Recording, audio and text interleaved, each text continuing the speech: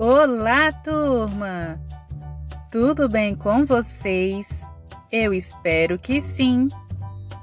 Vamos começar mais uma aula do dia? Para dar início, vamos agora para o nosso calendário. Você sabe que dia é hoje? Vamos descobrir juntos? Hoje é segunda-feira, dia 23 do mês de agosto. Hoje nós vamos estudar os sinais de pontuação. Não se esqueçam de anotar no caderninho de vocês as informações mais importantes dessa aula. Vamos lá? E para que servem os sinais de pontuação? Os sinais de pontuação servem para organizar e estruturar as ideias de um texto. Além disso, eles servem para ajudar na hora da leitura, indicando quando fazer uma pausa e qual é a entonação da frase. Vamos conhecê-los melhor? Sim, professora! Esse é o ponto final.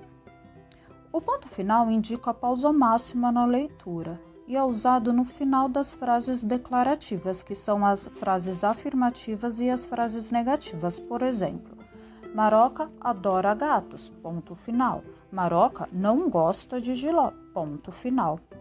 O ponto final também é usado em frases imperativas, que são aquelas frases que dão ordem ou conselho. Por exemplo, Maroca, faça sua lição, ponto final. Florentina, coma mais verduras, ponto final. E o ponto final também é usado em abreviações do tipo senhor, senhora, professora, companhia. E esse é o ponto final da minha apresentação. Eu vou falar sobre o ponto de interrogação, que é usado em frases interrogativas diretas, que são aquelas que fazem uma pergunta. Veja alguns exemplos. Qual é o seu nome? Você gosta de cachorro-quente? Onde você mora? Aceita um cafezinho? Em todas essas perguntas, no final da frase se coloca o ponto de interrogação. Muito bem, e quem é o próximo? Sou eu, professora, e eu vou falar do ponto de exclamação. O ponto de exclamação é usado no final de frases exclamativas, e as frases exclamativas são aquelas que expressam emoções, como o espanto, a raiva, a surpresa, a admiração, entusiasmo, a alegria, a tristeza, entre tantas outras emoções. Veja alguns exemplos.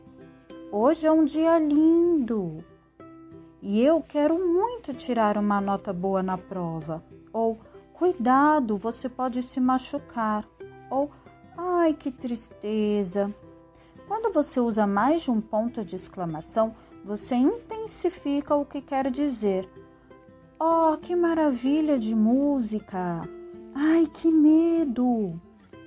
O ponto de exclamação é sempre usado em interjeições, que são palavras que expressam sentimentos ou afeto. Por exemplo, socorro, ai, oba, alô, oi, olá.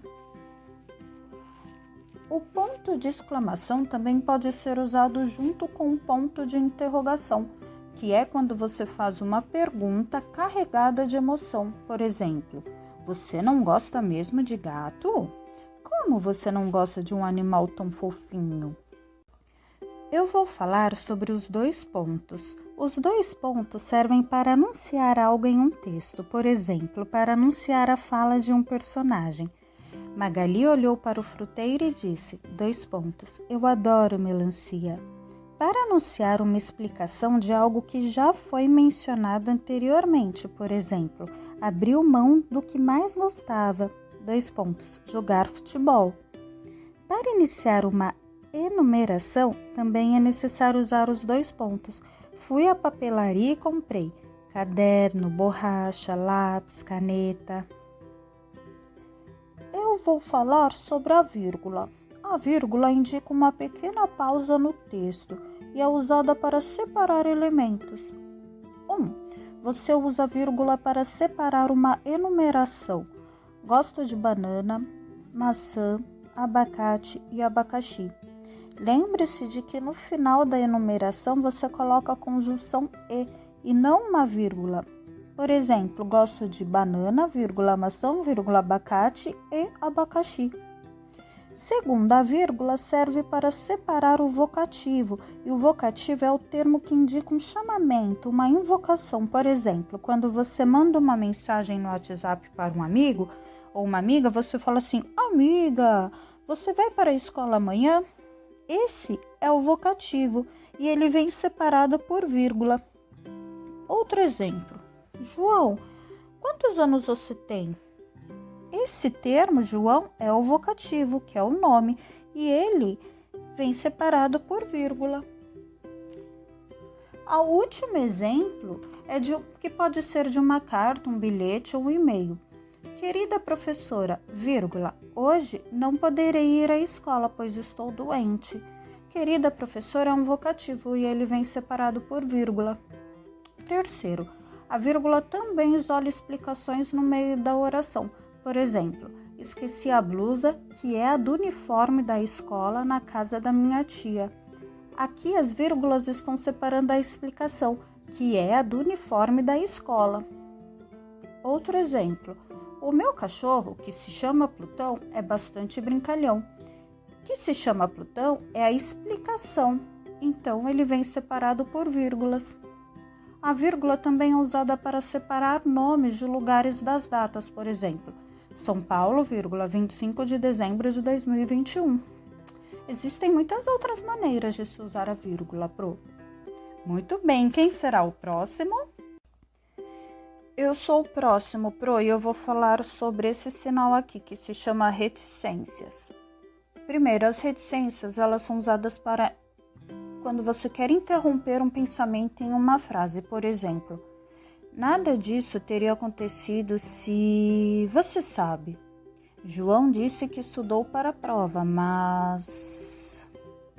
2. As reticências também são utilizadas para marcar hesitações no meio da frase. Por exemplo, é claro que eu gosto de matemática porque é difícil de explicar. 3. As reticências também servem para prolongar uma ideia. Andou, andou, andou e até agora não chegou. 4. Para dizer que a enumeração continua. Por exemplo, comprei arroz, feijão, batata, macarrão. E é isso que é assim que se utiliza as reticências. Ótimo! E quem é o próximo? Sou eu, Pro, e eu vou falar sobre o travessão, que é esse traço aqui. Ele é usado no início das falas dos personagens. Por exemplo, perguntou a raposa: você gosta de uvas?